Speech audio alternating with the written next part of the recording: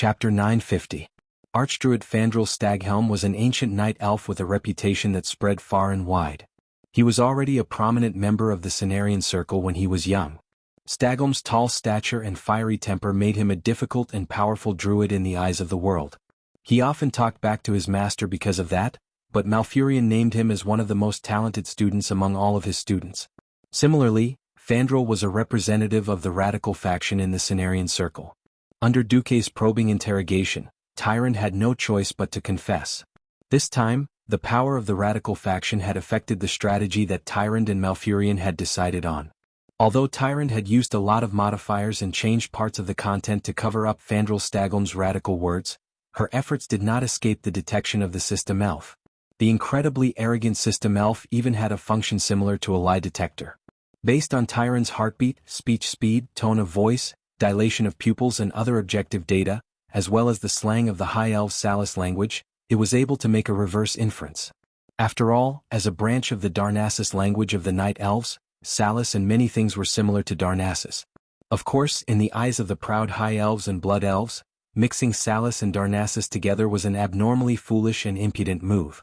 Tyrant would never have dreamed that a young man like Duque, who looked to be in his 20s, would actually understand Darnassus and be proficient in the illusions within it. Just like that, no matter how Tyrant tried to hide it, the System Elf was able to reproduce Fandral's original words. Those incompetent beastmen only know how to kill our brethren and burn our forests. The first wave of attacks from the enemy caused them to lose the camp that they had cut down tens of thousands of century-old trees to build. I really don't understand why Tyrant Whisperwind would choose to trust those cruel green-skinned beasts. Is it because she believes in a so-called prophet who has been resurrected? O God of nature, we can't even be sure if Medivh is still serving the Burning Legion. What we can be sure of is that it was the weak Medivh who personally opened the dark portal and started the calamity of destruction. Alliance? The humans who seem to have crossed the sea to help us are good helpers? This is great. They even grandly brought along those who called themselves Sindorii, but were actually blasphemers who called themselves Dorii. He still remembered that their abuse of arcane magic led to the invasion of the Burning Legion and the collapse of ancient Kalimdor. Countless night elves were massacred by the demons. Therefore, as early as 8,000 years ago, using arcane magic was already a crime punishable by death. We don't need reinforcements. Instead of trusting the greenskins who so recently raised their blades against our brethren, murdered Cenarius and destroyed our forests, it's better to use our own power to guard Mount Hyjal from the beginning than to trust those alliances that abuse magic like Dorii. The Alliance and the Horde are willing to protect Mount Hyjal together? Very well, if they really wanted to, they could set up a formation near the foot of the mountain. It didn't matter if they died fighting for the world or if they once again joined the Burning Legion. None of this will affect our defense plan. In the worst-case scenario, when they become traitors to Azeroth, we can activate the ultimate plan and completely destroy them along with the demons. When Tyrant forced the Night Elves to set up a defensive line halfway up the mountain, Fandral spoke again. I don't believe in their will to fight. Of course, if they threaten to retreat, we will close the teleportation passage to Mount Hyjal and force them to fight to the death with the Burning Legion.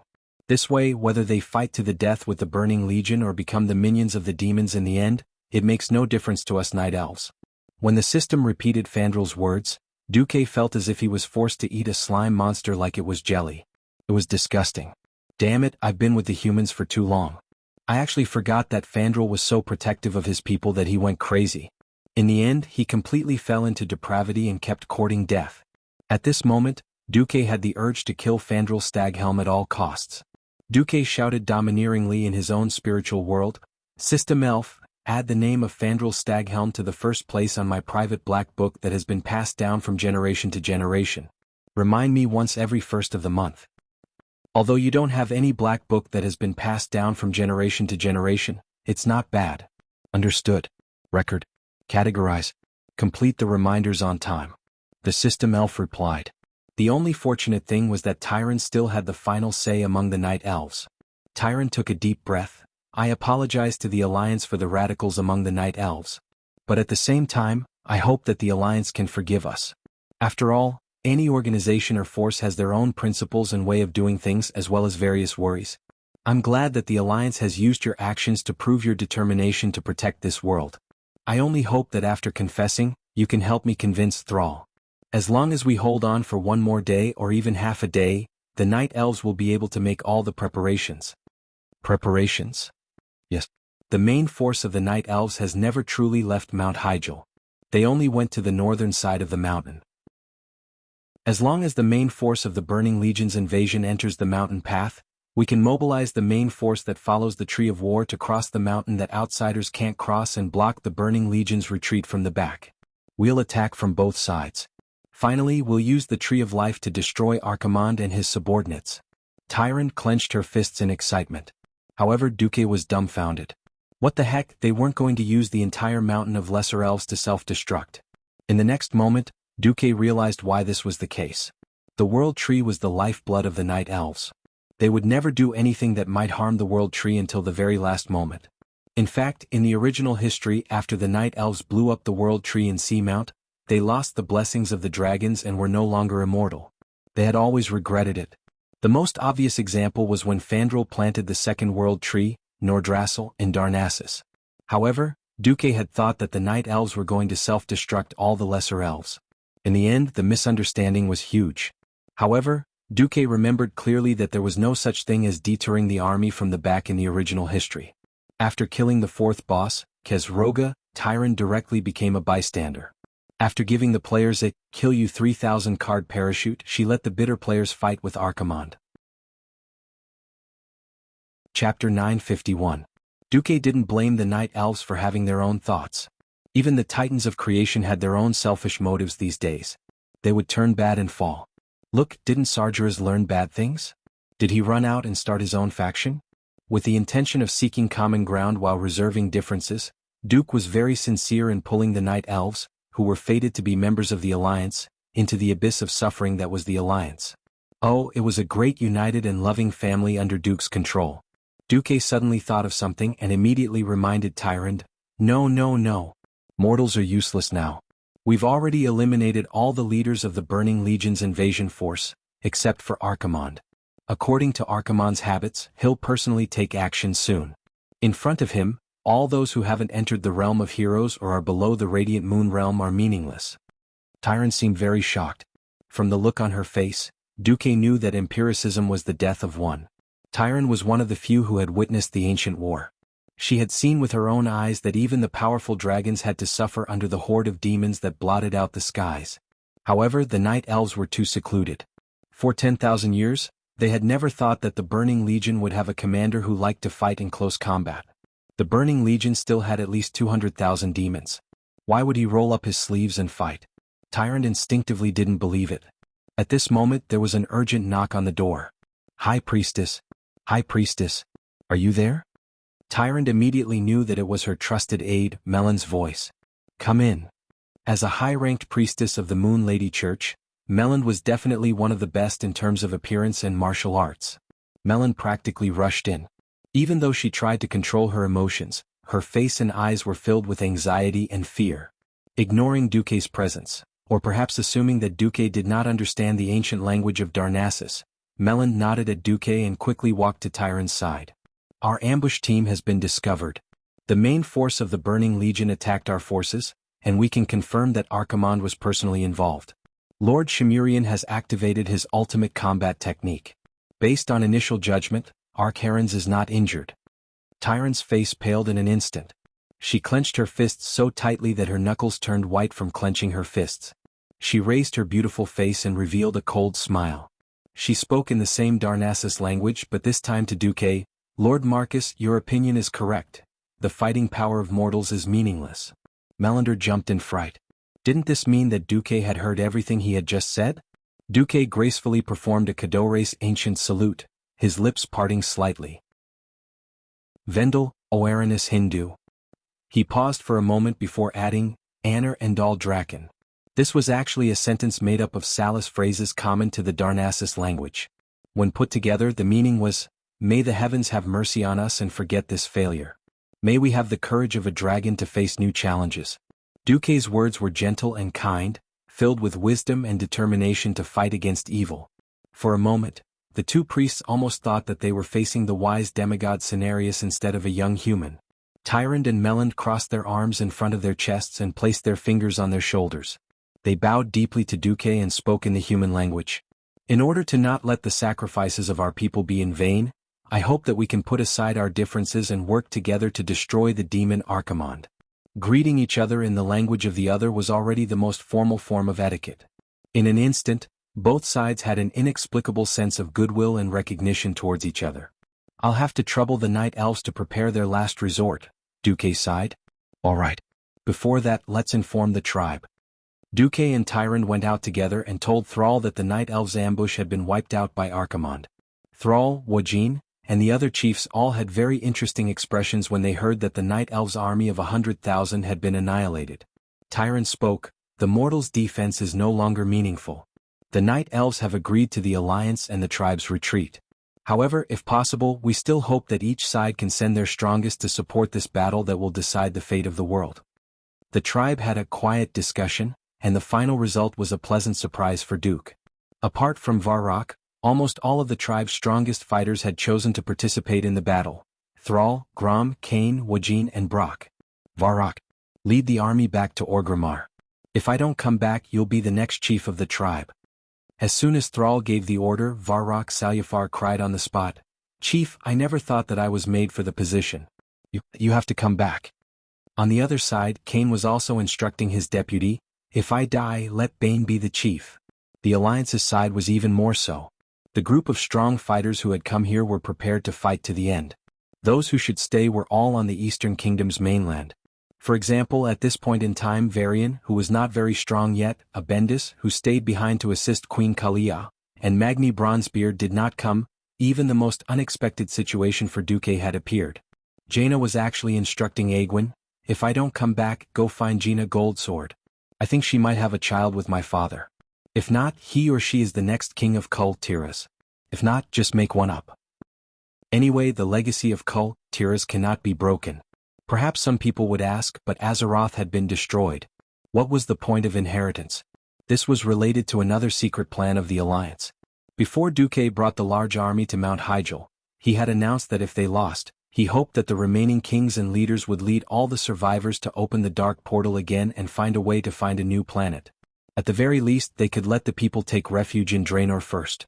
It was precisely because of this that the countries could send their strongest fighters to participate in the war without any scruples. The sun was setting. The army retreated from the portal like a tide. The tribe returned directly to Duroder. The Alliance soldiers teleported to Theramore. At this time, the strong fighters of the three sects had already gathered around Duque. Queen Sylvie smiled, "Duque, did you foresee this outcome? If everything could be done with foresight, then the so-called life is just thousands of boring journeys dominated by fate. To put it bluntly, there are countless paths in fate and there is no absolute right or wrong. As long as it is my own choice, I will not regret it."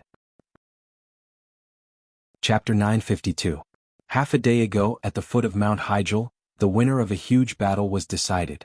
The ancient tree of life, Shimurian, as the oldest treant that had coexisted with the night elves for 10,000 years, it was undoubtedly very powerful.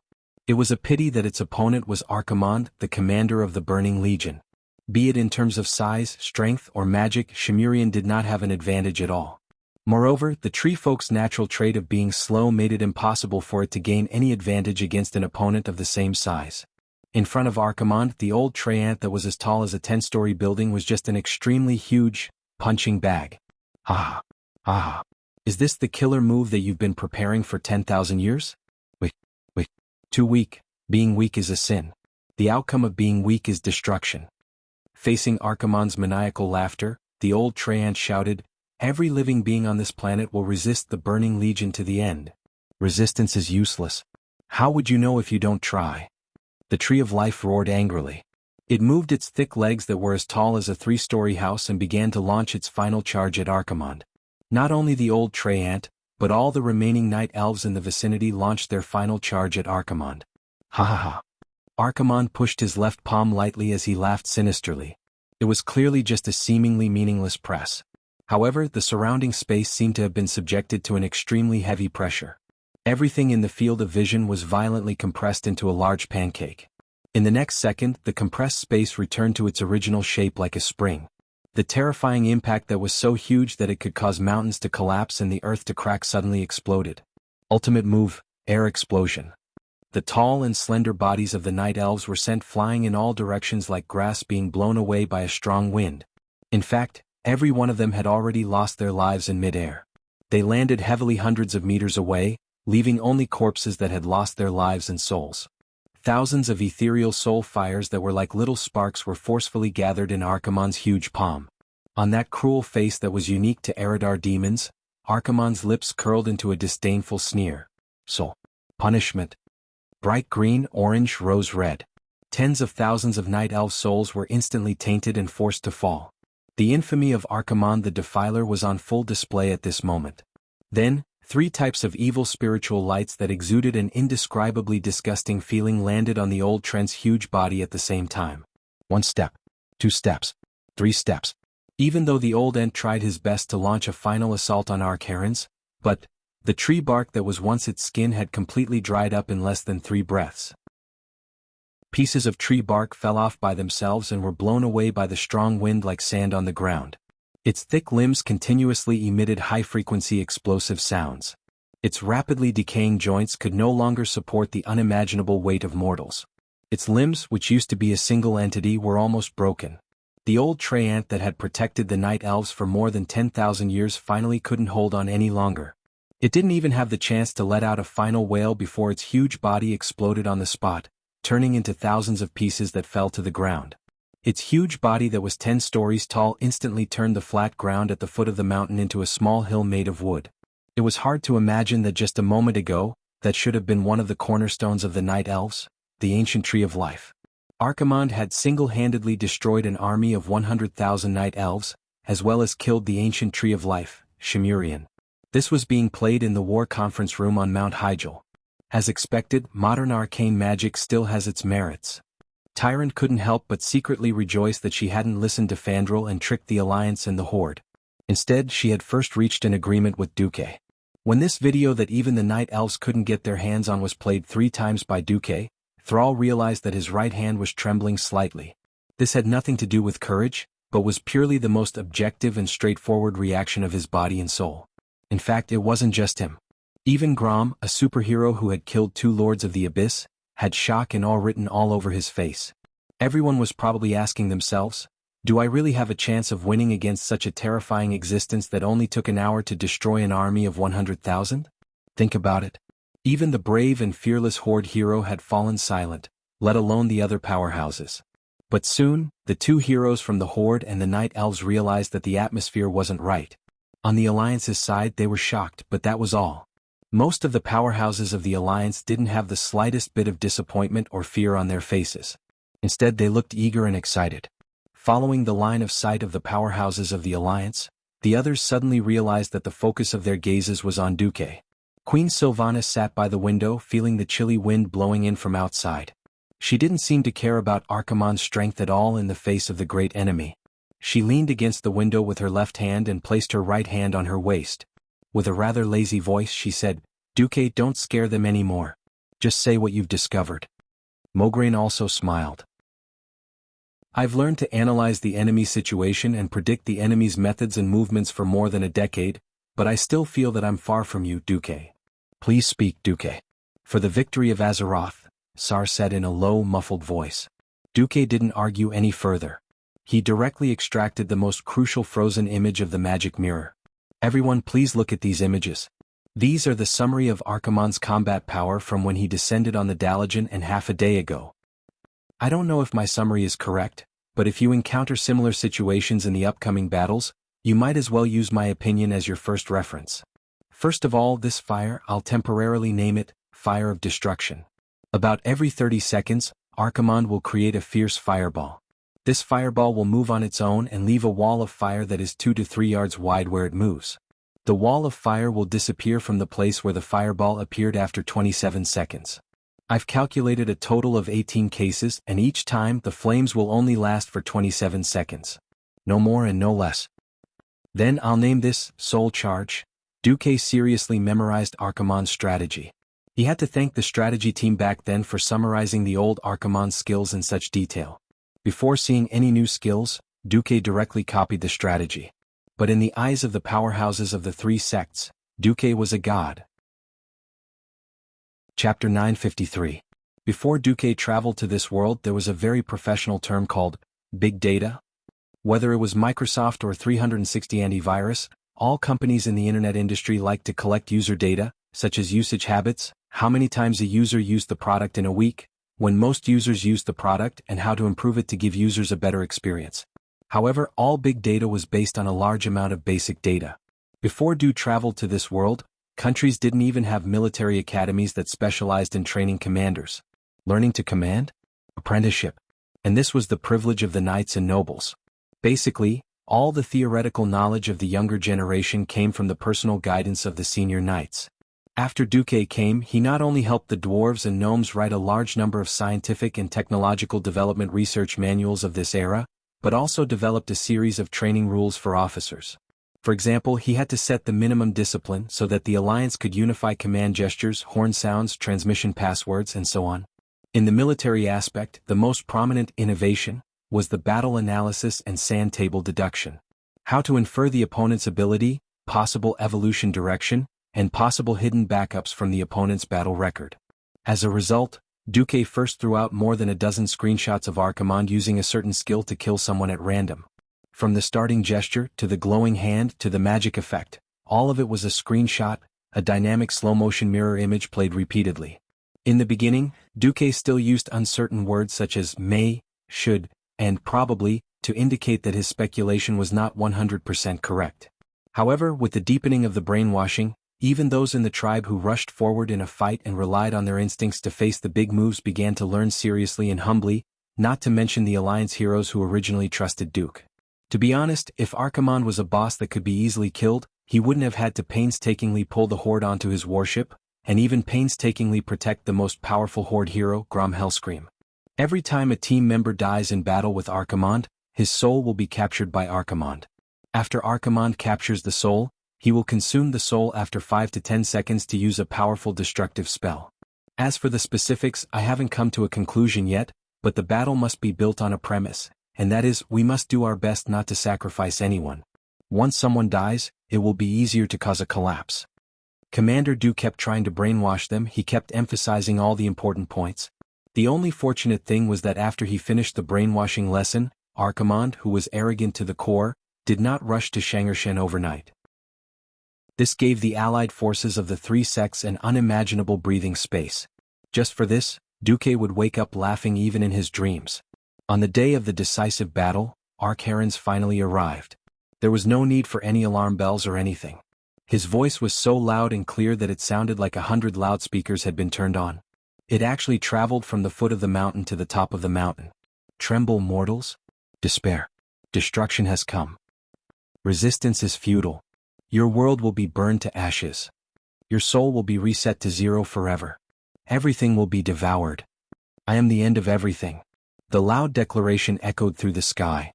On the top of the mountain, almost every century-old tree let out the rustling sound of leaves. The wooden house creaked and groaned, as if the sound waves alone were already too much for the house to bear. Walking out of the house, looking at the falling leaves, there was a feeling that everything was dying and falling into destruction. From the top of Mount Hyjal, it was impossible to directly see the foot of the mountain, but this did not prevent the heroes from seeing where Archerons was through the red sky in the distance. Different from the blue sky and white clouds between the foothills of Mount Hyjal, Archerons was definitely a superhero who had his own background image and background music. Above his head, there were rolling violent red clouds. That kind of mud-like chaos, coupled with the dull sound that sounded like thunder. Everyone would feel fear, the only difference was whether it was more or less. Standing at a place where they could see the mountainside, Duque and Jaina stood side by side. In front of this super boss who seemed to move slowly, but could actually move more than 50 meters with a single step, Queen Sylvanas, who was an agile type of hero, became slow and unsuitable for scouting. Duque Archerons's body? Yes. This guy has grown taller again. Duque also had a bitter taste in his mouth. He also could not understand why a demon could grow taller after having more power. This guy was already tall enough.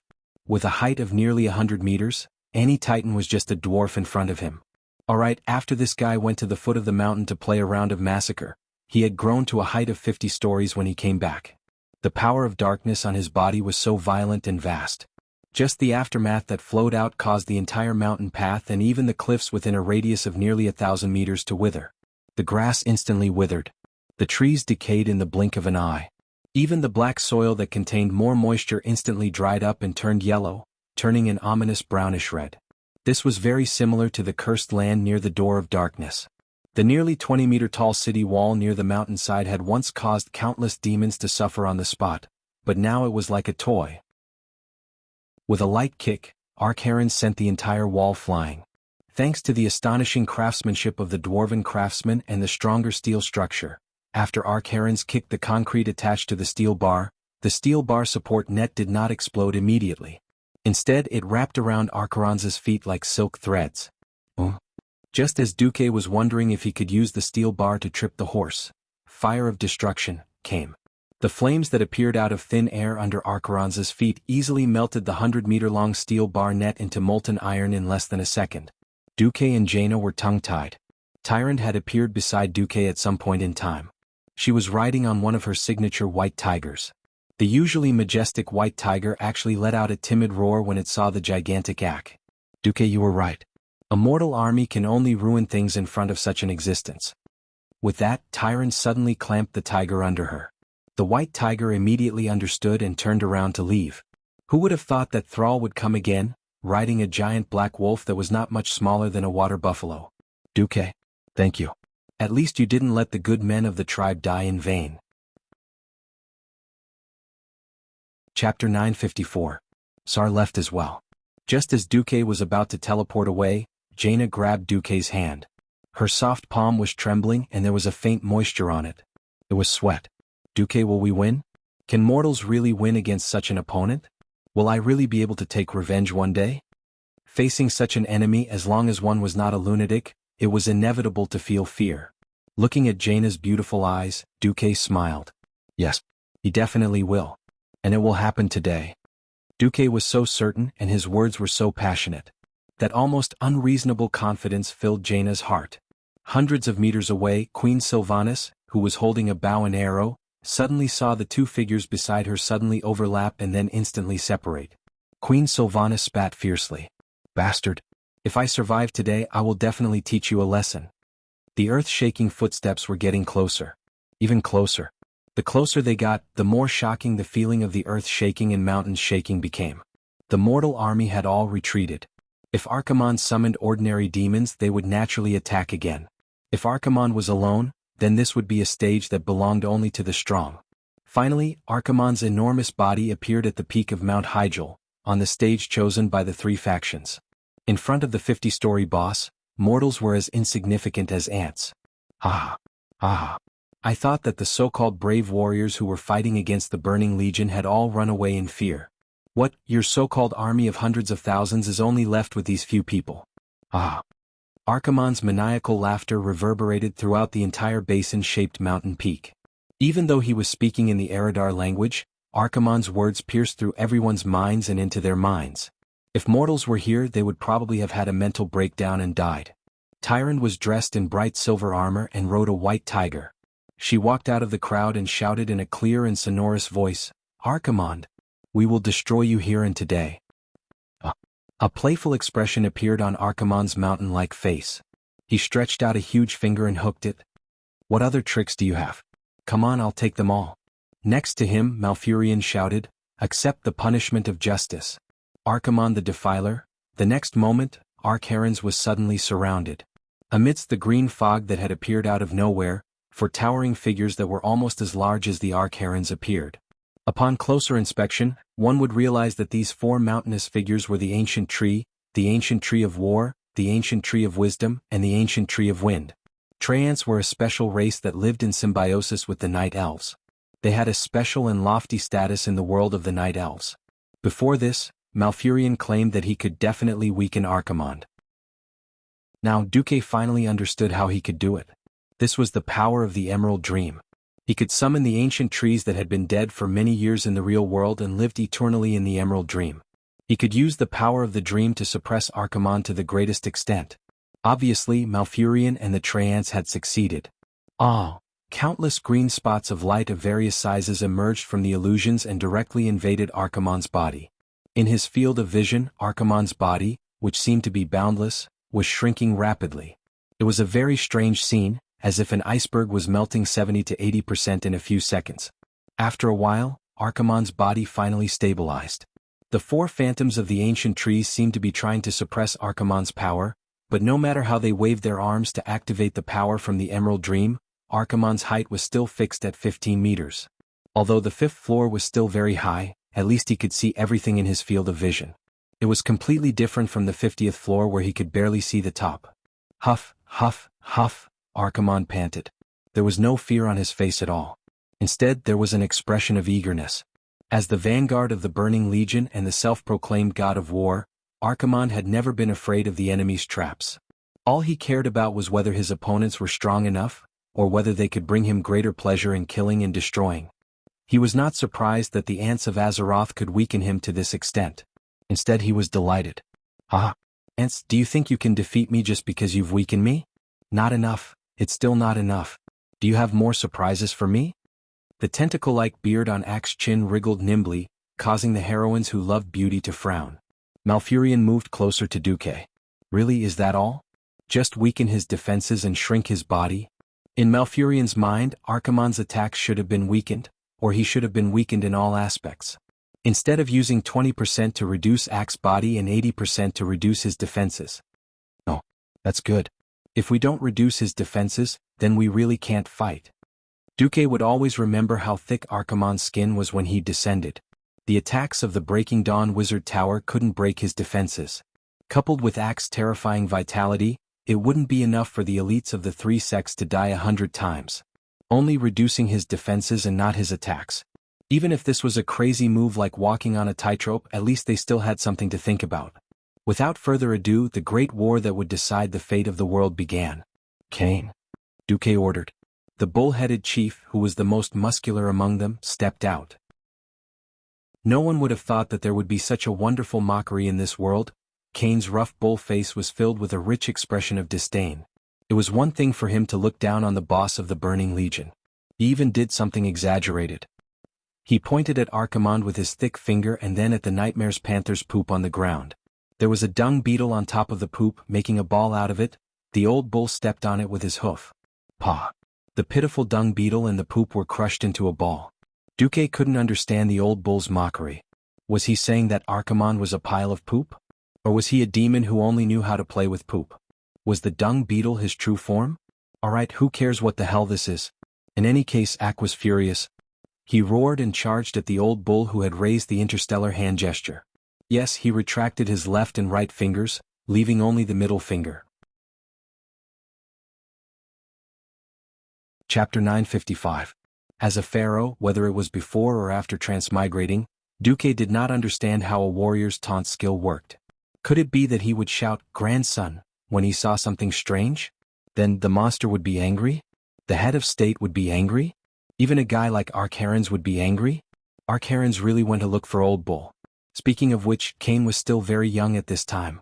Why did Duque like to call Kain Old Bull when he saw that he had a long beard? Alright, regardless of him, the effect was surprisingly good. Archimonde raised his fist high. Even though he had only roared, Duke felt that Archimonde was saying, "You might die with one punch." That kind of punch was like throwing an excavator at him, and Duke's small body definitely wouldn't dare to take it. Then Kain vomited blood from the punch. The huge totem pole was a super heavy weapon to beat people up. It was also a defensive artifact. Kain's totem pole was thicker than the main beams of many human houses. The old bull took a horse stance and raised his totem pole to receive Archimonde's punch.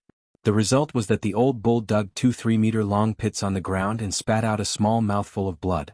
This was definitely beyond Duque's imagination. However, this also proved that there was a chance. Kain had clearly suffered a small injury after taking Archaron's punch. His neck turned red and he slapped his chest with his empty left fist. He shouted, "Again. Again. As you wish." This time, Archaron's took a deep breath and retracted his long right arm. Then he punched out like a thunderclap. The momentum of this punch was definitely full marks. Even if Kain had boasted that he could definitely withstand it, Duke still felt that it was like using a pile driver to hammer a piece of beef. The cow's head that was hammered with a small hammer would be softer and more chewy or something. Fortunately, Brother Bull was not a simple warrior. A roar of, "Ha!" seemed to be announcing to the world how ferocious the Taurens who were born in the arms of Mother Earth were. His hooves, which were planted firmly on the ground, suddenly had a strange change in color. It was a kind of dizziness, as if he and the earth around him had solidified and become one. Duque's intuition was right. Archeron's powerful punch didn't turn the old bull into minced meat. Instead, it caused the ground within a radius of 300 meters to sink. Even though it was only a centimeter of subsidence that was difficult for mortals to detect, the system elf still notified Duque at once. Duque couldn't help but praise Old Cow in his heart. Of course, battles in real life weren't as brainless as in the game, where the boss would only beat up the guy with the strongest defense. In a group attack, Duque preferred to call it a diversion. The second person to rush forward was Mograine. The Ashbringer, which was as big as a door, slashed down without any fancy moves. The long light that was as bright as the falling stars sank into Archimonde's calf. Even with axe-thick skin and flesh, he felt a wave of pain. Who is this guy? With this small question in mind, Archerons bent over and swept his strong forearm, which was nearly 4 meters long, across the ground. Crack! Accompanied by a deafening sound, the thick ground was like a large piece of ice cream being scooped out by a spoon under the demon commander's extraordinary strength. A large piece of mud that could be used as a single room was blasted away. The aftershock of the impact swept out, and the entire cobblestone path not far away was flattened.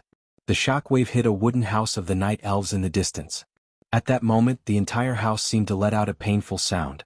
On the ground that sank on the spot, cracks spread rapidly in all directions. In less than a second, the entire house didn't even collapse. Instead, it directly exploded. Every piece of scattered wood and stone was wrapped in destructive flames with the power of darkness. However, as the main target of this attack, Mograine didn't move. Under his feet was a cone-shaped island that was radiating radiation. What spread out was only the aftershock of Archeron's attack. The huge arm itself was stopped by the huge sword of holy light that was leaning on the ground like a crooked door. Mograine was like a pillar of support as he stubbornly withstood the demon commander's shocking attack. This wasn't the end. The moment his arm was blocked, Tyraean charged forward. The godly sword Quel Azarim pierced through Archimonde's arm from the outside, and a small bloody hole appeared on the left side of Archimonde's arm, and a ray of golden holy light escaped from it. To the gigantic demon commander, the wound looked like a swollen human after being bitten by a mosquito. In fact, the internal injury was far more serious than it looked from the outside. It could already be considered a minor injury. This is impossible. Archerons finally let out a strange cry. Even though he had greatly reduced his size in order to descend and had to accept the weakening of his power, in his imagination, there was no mortal in the world of Azeroth who could withstand even 10% of his power. But now 1.5 was nothing. However, it was 3 mortals who blocked him time and time again, hurting him. I felt a kind of anger. It was the kind of anger he felt when he was hurt and hurt by ants he looked down on. To him, this was no different from being humiliated. In the next second, someone really did slap his face. For some reason, Orgrim was obsessed with throwing hammers. The hammer of destruction, which was bigger than a human head, was not even comparable to a toy in front of Archerons. However, it was this hammer that drew a beautiful line of fire in the air. Just as Tyraean stabbed Ak, the hammer directly hit Archeron's left eyelid. Originally, with Archeron's extremely abnormal defense, it would have probably bounced off. After using the power of the Emerald Dream to weaken his defense, the effect was surprisingly good. Archeron's eye socket was slightly swollen, but it wasn't too serious. However, injuries were injuries. Even if it was just a small injury, it could easily accumulate into minor injuries, serious injuries, or even death. 3 heroes had injured Archerons in a row, which immediately ignited the hope of the heroes. That's right. We can do it. After this great demon was weakened, he was no longer the invincible existence that was above all mortals. He could be injured too. Being injured meant that he had a chance of dying. At this moment, Duque shouted, "Let's go together." Chapter 956. If there was a chance, Duque wouldn't mind finding 24 demigod-level players who couldn't be killed and could resurrect infinitely to kill Archimonde. Wasn't it just a pain in the ass grinding? If their equipment was strong enough and their intelligence wasn't lacking, they could always be killed. Unfortunately, it seemed that Duque was the only one in this world who could resurrect and not change his race. In this Hell Mode instance dungeon that could only be played once, what Duque could do was to get the strongest helpers to kill the boss. With just a glance, Duque's heart was filled with boundless pride. A bunch of fierce people. They weren't heroes, they were fierce people who were destined to enter the instance dungeon and become bosses. Now they're all Duke's underlings. Well, they're not even members. The main members had to beg their grandfathers and grandmothers and pray that their families weren't messed up so they didn't need to open a taobao shop at night, or feed their children, or the dormitory's electricity would be cut off at 11 o'clock. It wasn't easy to pull these historically famous guys into the team. As long as they joined, they would definitely do their best to be good fighters. In the original history, only Tyrant, Jaina, and Thrall would participate in this super battle, but Du upgraded it to a super battle where the elites of the three factions gathered. It wasn't an exaggeration to say that if any of the members here died, it would definitely cause the fate of the team to collapse. On the other hand, they were definitely the best. The only fly in the ointment was that there were fewer healers and more warriors. Including Bishop Benedictus of Stormwind City, whom Duke had decided to transfer at the last minute, there were only 3 healers. It was bad enough that the leader of the Blood Elf Paladins, Riadaline, was forced to be a healer. For the sake of the overall situation, the Cenarian Circle's great druid Malfurion had to run over to provide support. Originally, Duke was more worried about the orc heroes. After all, Grom, Thrall, and Brock were all used to fighting head-on. Who would have thought that all 3 orcs would have a talent for dealing with giant creatures? Needless to say, the older generation of orcs who mingled in Draenor in the early years, Lord Howl was a Goron killer. The 10-meter-tall Goron was never a pushover. Brock was also a hunter of large prey. What surprised Duke the most was Sal. He was 2.5 meters tall, but his movements were extremely agile. He was proficient in dodging, turning, rolling, and crawling. One had to know that even though Archimonde had shrunk, he was still as tall as a 5-story building. A simple wave of his hand, a kick and a fire of destruction, would cause buildings of all sizes to crumble under his attack. Less than a minute after the battle started, the aftermath of the battle had already bulldozed half of the Night Elves' town. The Night Elves had built more than 100 buildings around the World Tree on the summit of Mount Hyjal. What was rare was that even in the face of Archimonde's crazy attack, even in the complex terrain where even Duke himself could not stand firm, Thrall and the other warriors were still able to attack Archimonde without losing their composure. Or cut off his toes or cut off his sinking arms or body. Every time the giant axe flew or the flaming hammer smashed, it would definitely bring new wounds to Archimonde. Archimonde was not a fool. When he found that his heavy movements could not catch the warriors jumping around his feet, he first set his eyes on a few healers. Unfortunately, he had found the wrong target. To chase after Malfurion, the great druid first turned into a night saber and fled agilely. With magic, he immediately turned into a mountain eagle and flew away. At the very least, he could turn into a black bear and use the bear skin that had been strengthened by countless natural magic to resist Archimonde's attacks like an old bull. Fighting Riadaline. It was not easy for a paladin to die. In addition, Riadaline was standing closer to Mograine and Turalyon, so she had to be strongly blocked before she could hit anyone. It would have been the easiest to deal with Benedictus, but unfortunately, Archimonde was almost mad. Because he saw that there were a few inconspicuous hands of magic around the Bishop of Holy Light. At the critical moment, they pulled the only priest out of the danger zone. Interesting. Archimonde gritted his teeth and pressed the 5 fingers of his right hand in the air. The attack was coming. Air blast. The entire team in the south was blasted into the sky by the huge shock wave that could be called an air cannon. This long-range attack team consisted of Duke, Queen Sylph, Jaina, Solarian, and Bulang Bronzebeard. It was fine if they were suddenly blasted into the air by the air blast. Amidst the chaotic female screams, the 5 of them were able to slowly descend from the sky with the help of the slow fall spell, or the goddess tear, that Tyron provided as a parachute. They did not fall to their deaths. But in the next moment, the few of them watched in despair as a huge shadow came crashing down on them. Having gotten rid of the other heroes, Archimonde pounced over. The moment he came up, he gave them a big slap. What did it feel like to be slapped by a huge palm that was at least 2 meters long when opened up? Frankly speaking, it looked like a tsunami. The wide green demonic hand created a sharp sound as it slapped over, like the shrill wail of a banshee. Not to mention that the rows of houses just now easily collapsed under the attack of this demonic hand. The most shameless thing was that at this moment, Archimonde's curse arrived. Evil magic that was like black ink quietly drilled into the bodies of Ling Kong and the others. The pain caused by the explosion of dark magic greatly affected the movements of the 5 of them. In the air, the 3 mages still had a way to save their lives. However, once Queen Sylph and Bulang were caught by the demonic hand, they would be finished. It was completely foreseeable that their bodies, which were incomparably delicate compared to the Oxhead chief, would definitely be crushed in an instant. In fact, even for the three mages, it was extremely difficult for them to dodge in midair that was filled with dark power. The most terrifying thing was that once someone was sacrificed, soul recharge would come immediately after.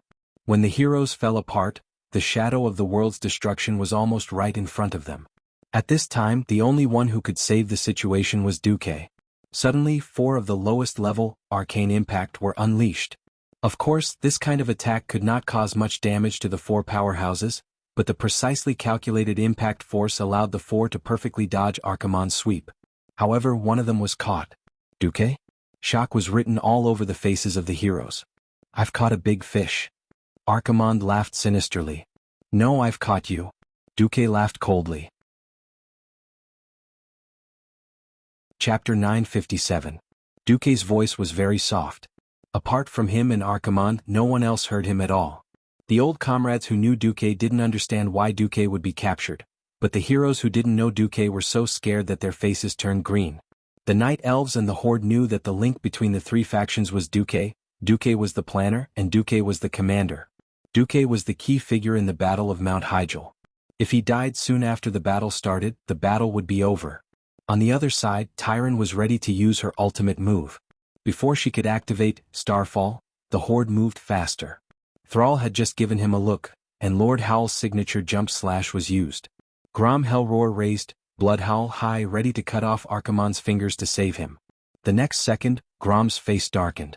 Because he only jumped halfway when he saw another Duque.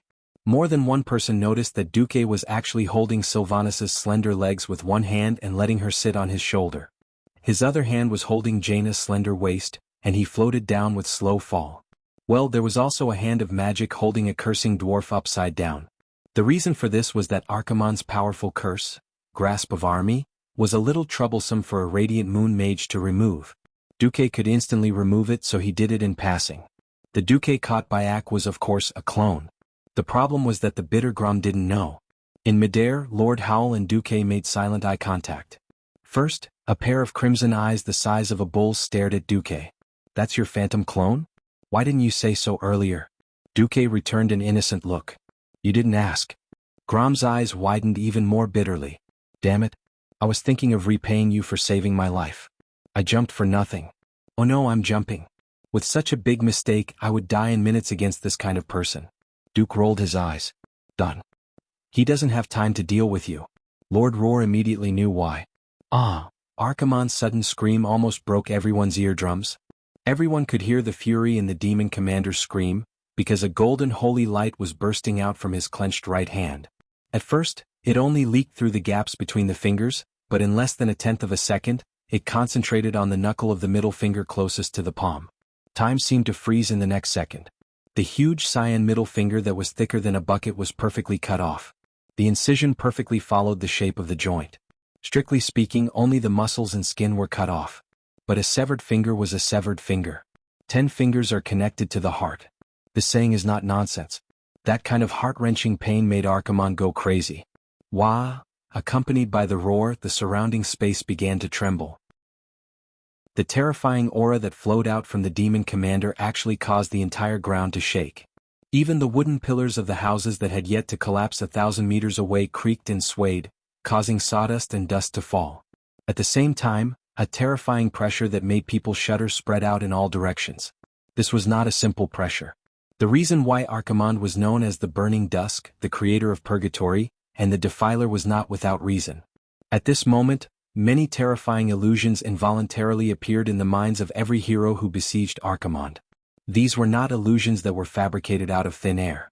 All the illusions came from the worlds that Archimonde conquered and destroyed. They came from the residual pain of every victim at the last moment of their lives. They came from the desperate cries of their souls when they were forced to fall after being captured. It wasn't just 1 or 2 voices, but the shock formed by the convergence of thousands of despair and resentment. Archimonde used this most ferocious martial merit that belonged to him to make the most terrifying weapon. In this way he displayed his reputation as a demon commander. The closer they were, the more they bore the brunt of the attack. Lord Howl was shocked and fell on the spot. The Tauren chief Kane, who was holding the totem pole, had a pale brown face and cold sweat dripping from his forehead. His pair of big bull eyes were lifeless, and it was obvious that he had lost his focus. Cain, who had clearly stopped moving, was kicked by Ak. His huge body rolled a few times and fell into the fire of destruction, rolling around in pain. However, the damage of the flames instantly matched the purgatory in his illusion. He fell deeper into the illusion of fear. If it wasn't for a large pile of snow falling from the sky and smashing into his head, causing him to wake up from his hallucination with a quiver, perhaps his injuries wouldn't be as simple as this. Cain subconsciously looked at the spellcaster. He was a little dazed. In theory, Duque, who had saved him, was still in a state of fear. What the hell is this? Of course, Cain didn't know that Duque had been hit by fear, and that the system elf had helped him. At a time like this, it was definitely a different matter. Unable to care so much, Cain spat out a mouthful of blood on the ground and rushed forward on the spot. While he was in a daze, Mograine and Turalian, who had stronger wills, resisted the fear, this time, and held Archimonde back. After all, there were only a few who could resist the fear or wake up early. There was Kale, who cried out in fear, Caponia, who ran around out of control and crawled even when she fell, and Thrall, who waved his weapon in an attempt to fight against the illusory enemy. In Jaina's mind, she saw countless pitch-black enemies baring their fangs and brandishing their claws. They broke into the palace where she had lived since she was young, reached out to tear apart her gorgeous robe, and scratched her tender skin. No. She tried to open her eyes, but no matter how hard she tried, she couldn't. All she could see was darkness.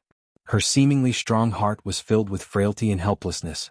Jaina felt like she was a lone boat on a stormy sea, about to capsize at any moment and succumb to the boundless fear. When a person was in extreme fear, the most natural thing to do was to look for a life-saving straw. Even though the feeling was very weak, Jaina clearly felt that she had been hugging something. At first, it was a little blurry, but she soon realized what she was hugging. It was Duque. That's right, Duque. The man she was destined to be unable to break free from his hands, the man she would unknowingly get involved with even after the engagement was broken off. Countless times she had thought that breaking free from the shackles of the strongest hero of humanity was a form of release. However, in the face of such a great enemy, in the face of unimaginable terror, Jaina suddenly felt that having a man to shelter her from the wind and rain and give her a sense of security was an incomparably happy thing. Chapter 958. The feeling became clearer and clearer. The demonic claws around her still made her tremble with fear, but the warmth from her left and the beating of her heart clearly told her that it was Jaina. The person who can protect you is right beside you. The throbbing in her heart grew more and more excited. It was the impact of breaking through the restraints of fear and nightmares, breaking free from all oppression. This was the final and most perfect redemption in the apocalypse. Filled with immeasurable excitement, Jaina finally lifted her long curly eyelashes and opened her eyes. Duque. Duque? Two completely different voices called out the same name. Two faces with different styles were filled with the same excitement. It was a pity that the first thing they saw was not the young and handsome face they imagined, but each other as enemies. That's right. Unbeknownst to them, Duque had already changed his posture and was now hugging Queen Sylvanas' waist. As a result, the first thing the two queens saw when they opened their eyes was not Duque, but their rival in love. Very, very much. They snorted and vented the anger in their hearts, but when they saw Duque's dog eyes looking here and there, they did not know whether to look at Sylvanas on the left or Jaina on the right. The two queens burst into laughter at the same time. Still fighting over this at a time like this, the two competitive and smart women read the words in each other's eyes at the same time. It was a temporary truce and worked together to get rid of Archerons. Seeing that they were falling from the sky and about to hit the ground, the two queens, Queen Sylvanas and Jaina, pushed away lightly at lightning speed and pulled away from Duque in order to prevent the three of them from becoming a target.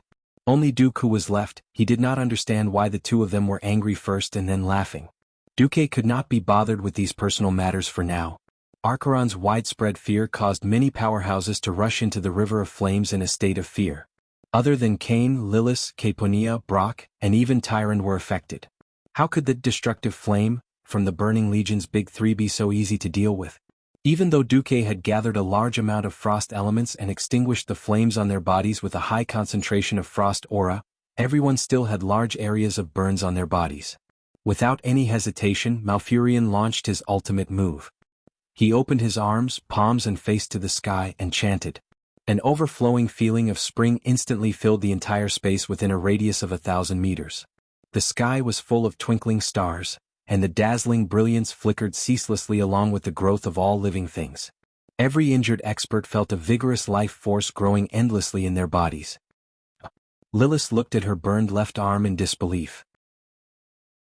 After a sudden itch, the entire scab fell off, revealing new tender skin. Although Tyrant had expected this outcome, she still watched with satisfaction as her charred calf returned to its original state. She wasn't the only one. The white tiger beneath her shook off its burnt fur as it ran, and a large clump of fresher white fur grew out. That's right. This was the druid's ultimate move, Tranquility. When used by a druid like Malfurion, he would definitely be able to pull you back from the brink of death even if you were on the brink of death. You would be able to jump around in no time. Well done. Thanks. Impressive. They spoke in different languages but conveyed the same meaning. Although he was a little exhausted after using his ultimate move, Malfurion still smiled. However, the wiser experts such as Duque Wajin and Thrall all felt gloomy. No one knew when the next mass fear and destructive flame would come. If it came again with the curse of Army's Grasp or Air Explosion, even the thickest of champions would be in danger. Obviously, Malfurion's ultimate move could not be used at any time. In order to recover, he had already started to use Rejuvenation and other small moves. On the other hand, Archimonde, who had lost his middle finger, was a little angry. Although as a powerful demon, his broken finger could be regenerated, the strength of his body was always inversely proportional to the difficulty of regeneration. Even for him, it would take a lot of effort to regrow his middle finger. Moreover, the effect of the combo just now was far from satisfactory. The commander of the Burning Legion probably did not expect that there would be a team that could survive under his terrifying combo. In his heart, he could not help but raise the level of Duque and the others from the level of ants to the level of beasts. The agile champions below annoyed Archimonde, so he picked the Tauren chief who was the only one who was willing to face him head-on. He roared, and his voice was like thunder from the 9 heavens. Filthy beast, kneel. A giant hoof stomped on Kane's head. The huge difference in size was often accompanied by an absolute difference in weight. In a head-on confrontation, this was the difference between heaven and earth. The weight that mortals could not bear was on Kane's head. Although he gritted his teeth and held the totem pole high, the heavy pressure like a falling mountain still made his body short, and his knees could not help but slowly bend. In order to not let the troublesome fellow stop him, Archimonde directly used Air Explosion on his feet. The first to be blown away were the orc heroes. Then it was the humans. Even though Mograine and Turalyon had stabbed their holy swords into the ground to prevent themselves from being blown away, the 2 holy knights were still blown away when the ground was shattered. Although it was not far, it was a fatal gap. Seeing that no one could come close, Archimonde sinisterly released Fire of Destruction under his feet again. Although he had the physique of a giant and incomparable strength, he was still an Eridar warlock. Close combat and whatnot were all sideshows in between casting spells. Yes. He wanted to burn the only person who dared to face him head-on, Old Bull, to death in front of this group of rebels. He finally understood that as long as the annoying Kane was no longer at the front, the others would not be able to withstand his strength. The rest of the people couldn't withstand his strength at all. He could chase them around like ducks and finally kill them one by one. Just as a ferocious expression appeared on his face and he was ready to quietly wait for the screams to come from under his feet, the fire under his feet was suddenly blown away. The next moment he felt a sharp pain from his feet. He saw that a large chunk of his right toe had flown out of his right hoof. A voice that he deeply hated sounded again. "You bastard, I will make it so that you will never be able to step on anyone again."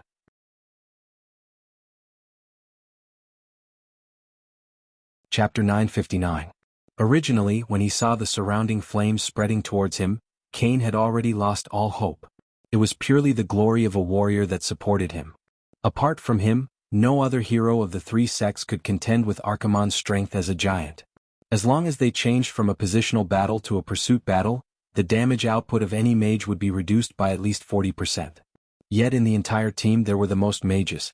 Kane could not retreat and he could not retreat under the heavy pressure. Then a miracle happened. Colorless wind blades brushed past his feet, and for a moment, Kane thought that his hooves were going to be cut off. With his perception of the power of nature, he immediately discovered that those wind blades came from Duque. Kane did not understand what was going on. He only knew that Duque's wind blades, had scooped up all the grass and turf in one breath, rolled them into a ball in midair and exploded them. Then the surrounding flames were all gone, leaving only the black soil that emitted the smell of burning. It wasn't just Ak. The other mages were all stunned. No one could have imagined that such a method could be used to deal with those annoying flames of destruction. Kale, that was the first to understand. He pushed out with one hand before the fire burned him, using magic to lift the entire turf. Then, the moment before the flames of destruction burned him, he used magic to push the flames and the scorched turf away. The long river of flames was changed just like that. I understand. Jaina and Ronan shouted in surprise at the same time. No one who could reach the radiant moon pharaoh was a fool. Flames were never something that could exist out of thin air. Any flame had to have a combustible object as a support. Either it could be ignited vegetation or it could be a flammable gas in midair. Even though it was very difficult to use frost elements to fight against this demigod-level flame, as long as he pushed the flame away, he could change the course of the entire river of flames and keep himself and his teammates away from danger. Duque had invented this move. To Kane, he was just a pretty good teammate. He was still far from being a god-level teammate. Duque's next strike magnified Duque's image in his heart. If Duque had used a sneak attack to cut off one of Archimonde's fingers, no one could see it clearly. Now at least Kane could see it clearly. It was an extremely thin and long sword. To the Tauren it was like a long needle. It was clearly so thin that it was not suitable to be used as a weapon. He could not miss out on the golden holy light that blossomed from it. In fact, Archaron's had already reacted when he sensed the holy light that had injured him.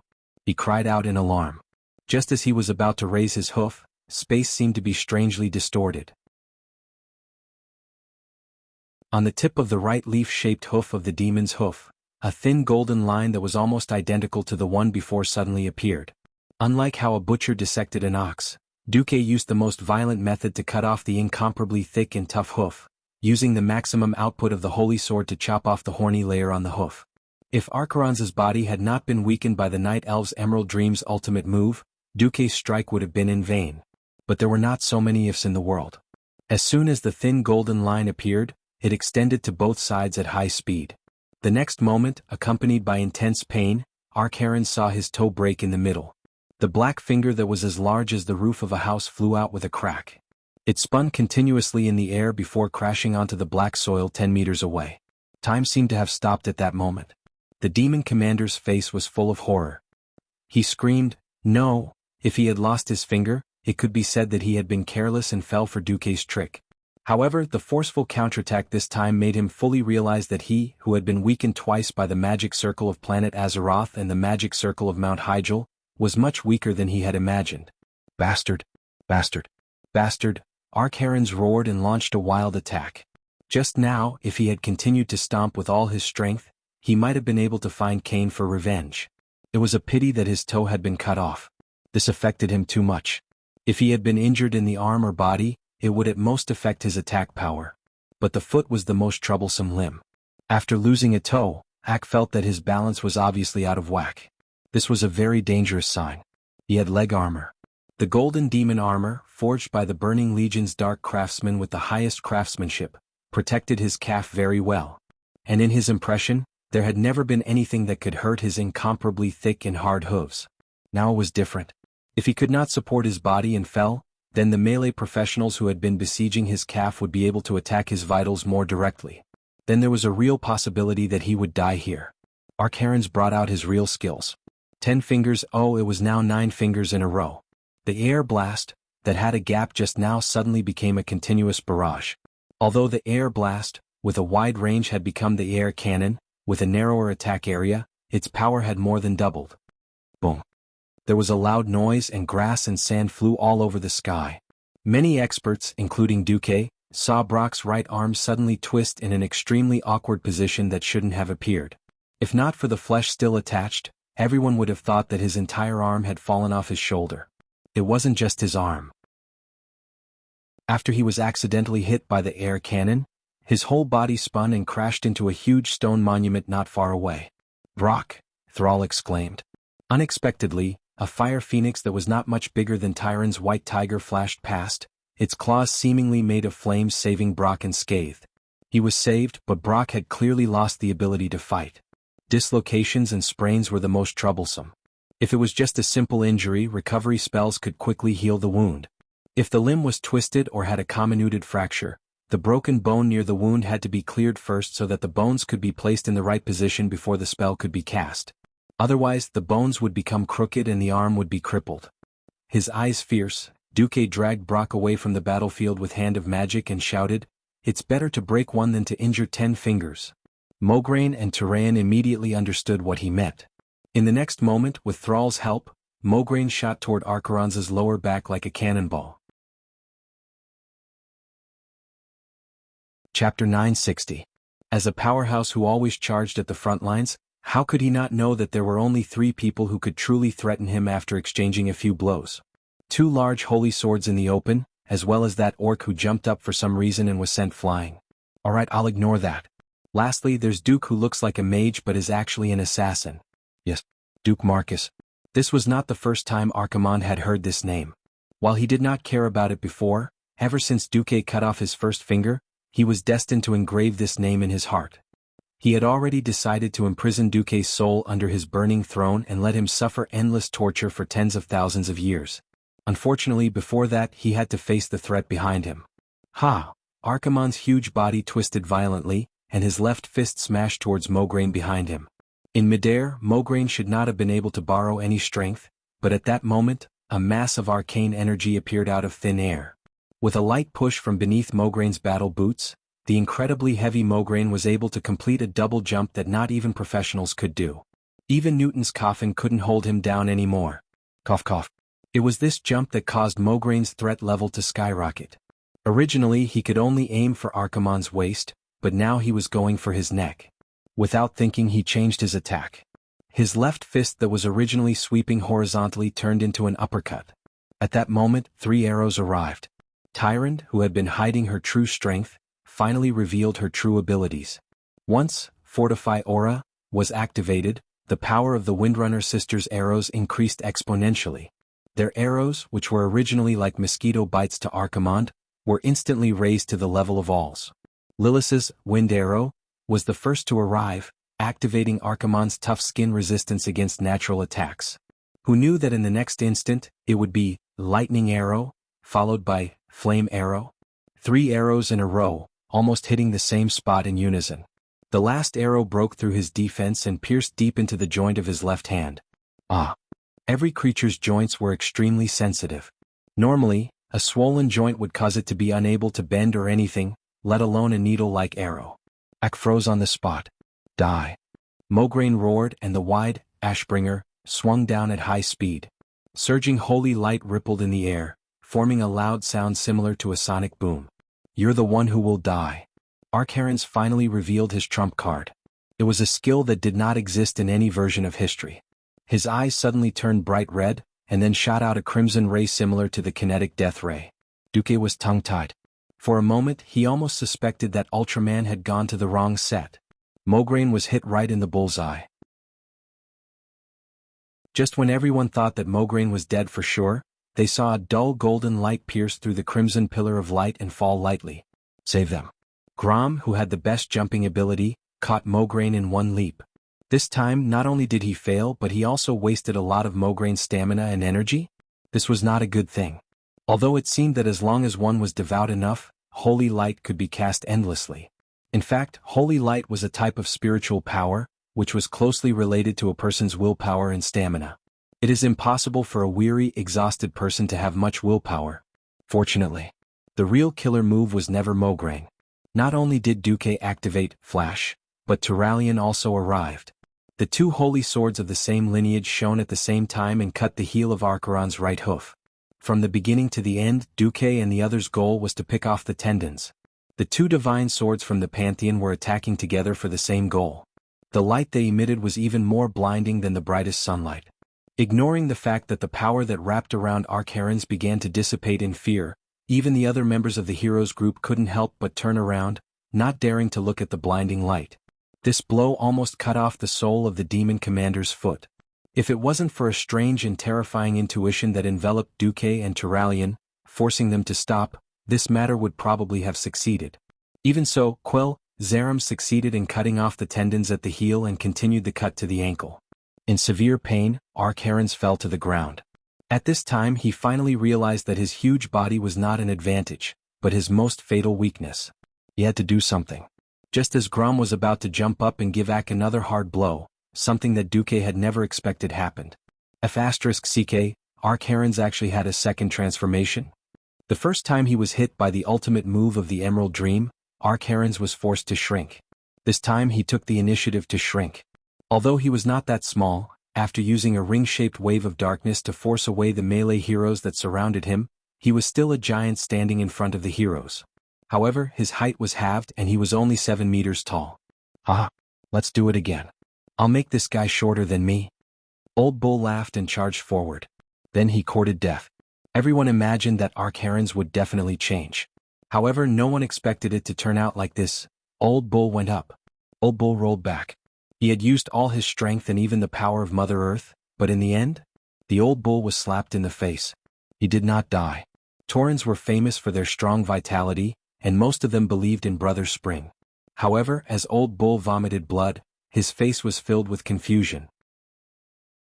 The most obvious thing about the shrunken Archaron's was that he had changed his appearance. He originally looked like a gladiator, but now he had a cape and a skeleton scepter that emitted an evil and ominous aura. The scepter was actually more than a meter long, but in the hands of the 7-meter-tall Archaron's, it looked like a short hammer. He was even shorter, so in theory it should be easier to deal with. The warrior heroes, who were originally like dwarfs and could not reach Archaron's vitals even if they jumped up, had grave expressions on their faces. Duque suddenly understood why. Even though Ak was very tall just now, he only gave them the feeling of a tall building.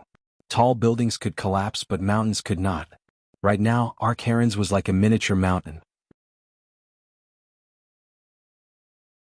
Chapter 961. Duque had transmigrated, greatly altered history, and lifted the skirt of the goddess of fate. Just when he thought he could conquer fate, he was shocked to find that he was also being teased by the goddess of fate. Speaking of which, if the world of Azeroth was a person, then most of his physics knowledge was taught by his physical education teacher. A dragon could become a person, and then the extra dozens of tons of mass would disappear. Archimonde, who had shrunk to one size, was the best example. The current Archimonde gave off a more stable feeling, but his movements were more light and agile. Duque sent a clone directly behind Archimonde, and then everyone only saw Archimonde sneer and Duque's clone silently annihilated in a round shield. Duque's pupils suddenly shrank. Big trouble. After Archimonde shrank, not only did his strength double, but it seemed that even his magic resistance had increased a lot. Archimonde calmly sneered loudly. Rejoice. Rejoice. You ants. You should be happy that in the past 10,000 years, for the first time, someone has forced me to use my most basic form. Although I've always yearned to be a god of war who charges at the front, I'm still a warlock. No matter how powerful his magic was, he was still afraid of a kitchen knife. In theory that was the case. Thrall was the third to not believe it and he threw his hammer again. Bang! This time the hammer of destruction was directly hit by a blue shield bullet. Finally someone lost his voice. Is Archimonde invincible? Duque disdained this kind of nonsense. Glancing over, he found that it was Kale, that's little Miss Caponia who spoke, and Duque was annoyed. Fortunately Kale, that said something fair. Impossible. There is absolutely no perfect and invincible existence in this world. I am perfect. I am the strongest. I am invincible. Archimonde's wild laughter came instantly. Duque was annoyed when he heard this. F***ck, F***ck, F***ck. What happened to being a big guy and being happily beaten to death by a group? Why did you change the script without permission? By the way, with your high magic resistance, will the other Radiant Moon mages still be able to play around? Moreover, Warlock's new martial arts. Old Cow would not be able to withstand it. Duque secretly ordered in his mind, System, analyze the weakness. 3 seconds later, Duque suddenly laughed shamelessly. Archimonde, before you pretend to be invincible, can you not limp first? Archaron's final appearance was too shocking. As soon as he appeared, he sent Old Cow flying and even melted Duque's clone. This shocked the group of experts. Following Duque's words, everyone suddenly realized that Archaron's, who seemed to have greatly strengthened himself, did not heal his own injuries. The broken middle finger was still oozing purplish-blue blood. His right leg, which had a small part of his hoof and a broken hamstring, was still limping. Even though he could use his willpower to ignore the existence of the pain, the faint remnants of golden holy light around the wound seemed to be telling everyone, "This is the target, aim here." He couldn't help but burst into laughter. "Ha ha ha ha. This is too funny. I've seen bragging, but I've never seen someone so good at bragging. Does the Burning Legion rely on bragging to determine their status?" Led by Shorty, who had the least sense of propriety, they started scolding Archimonde in a multilingual manner. Heroes from all walks of life immediately turned into Internet Water Army keyboard warriors, scolding Archimonde until he was black and blue. Just as everyone was laughing wildly, Duque's whisper of the wind sounded in everyone's ears.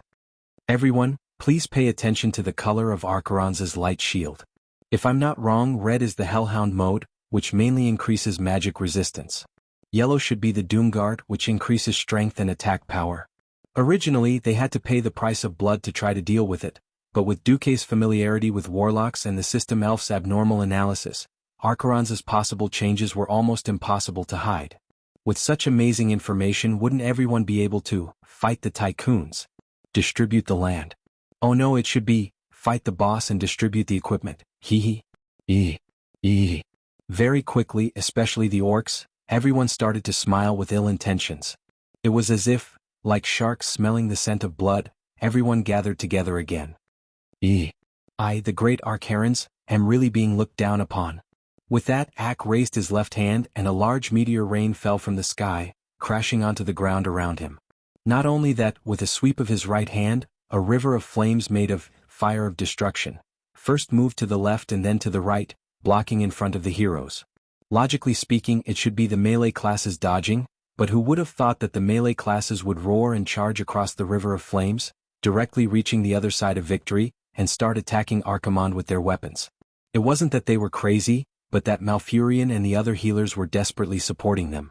Almost every melee hero had the Great Druid's powerful continuous HP recovery spells. Heal, and Rejuvenation. Those who were more seriously injured could even enjoy the more powerful, Swift Heal, or Life Bloom. What? Archerons couldn't hide the shock on his face. In the next moment he directly activated Fear. The fear magic that had destroyed countless planets and plunged countless races into despair and nightmares became ineffective after the warriors uniformly activated Furious Fury, which could resist the fear effect. No, it wasn't just the warriors. Benedict also gave Tyraean a Protection Fear Barrier. In the past, the scene of everyone being hit by fear and running around like blind flies was gone. At the very least, the three warriors, Cain, Lord Howl and Thrall, along with Tyraean, were chasing Archerons and slashing at him. If it was any other time, everyone would have thought that they had taken the wrong medicine. But at this moment, the horror on Ak's face was the best contrast to their bloodthirsty and ferocious expressions.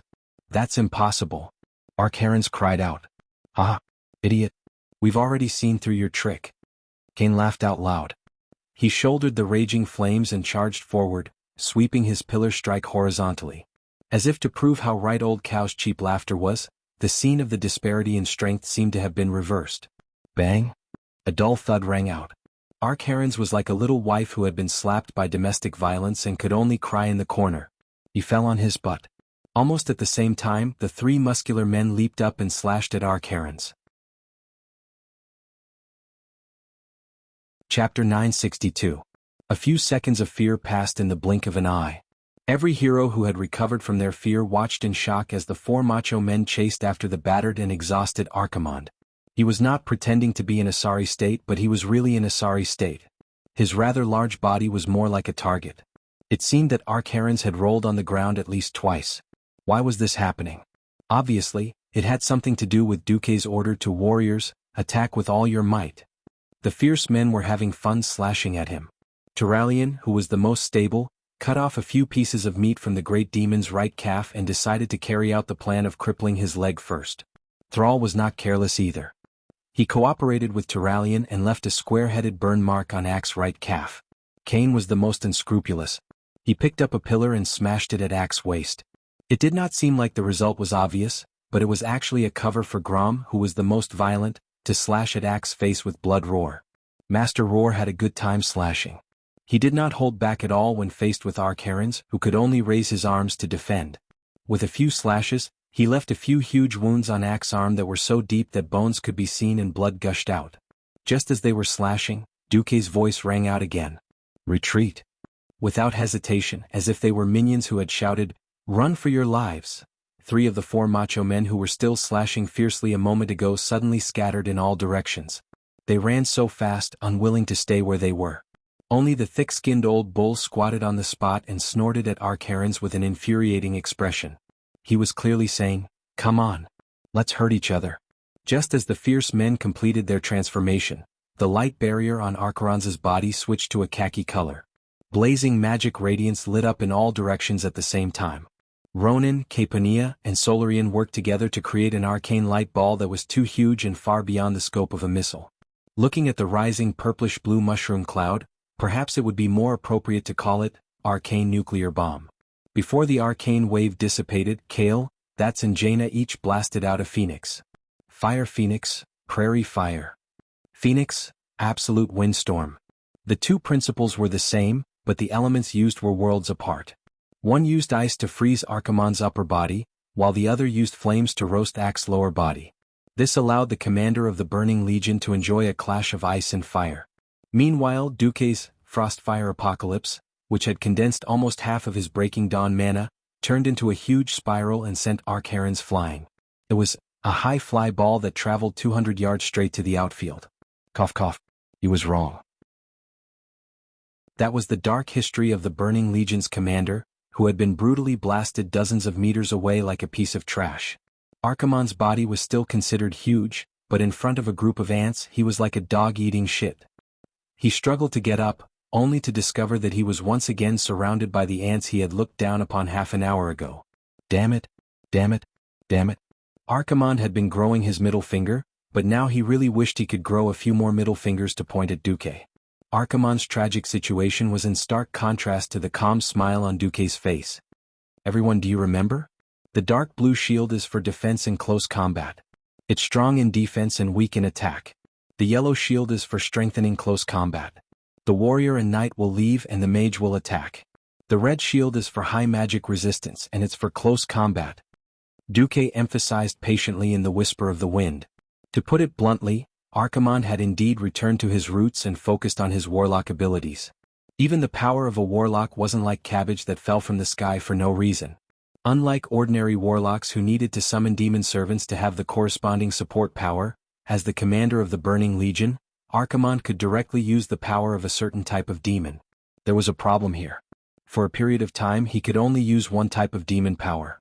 After all, the Demon Guard that focused on close combat and the Hellhound that focused on magic were completely different types of power. It was impossible to master them. It was precisely because Duque had used the system to analyze Archimonde's power attribute and even accurately calculated how long each power could be maintained. That was why he had attacked so crazily just now. Before transmigrating, changing the attack mode to change the damage output was definitely a rotten trick. At this point in time, this was definitely the first time something new had appeared. Unfortunately, in front of an experienced driver like Duque, an old leader, it was simply, no, worth it. One race. It was shocking for Ack, but it was a blessing for the hero team. Without Duque's command, they would either be wiped out after a few random attacks, or they would have to pay a heavy price to find out the pattern. It definitely wouldn't have been so easy. After so many rounds of intense battle, only Brock was seriously injured and had his arm broken. It was truly a miracle. Duque stepped out from the crowd and took out a feather fan from his interspatial bag. He waved it like a pig. Archimonde, this day next year will be the anniversary of your death. It was extremely pretentious and *ket up, but everyone felt relieved when they heard it. You bunch of ants are worse than scum. A big shot was a big shot. He had been defeated like a dog, but he was still very stubborn.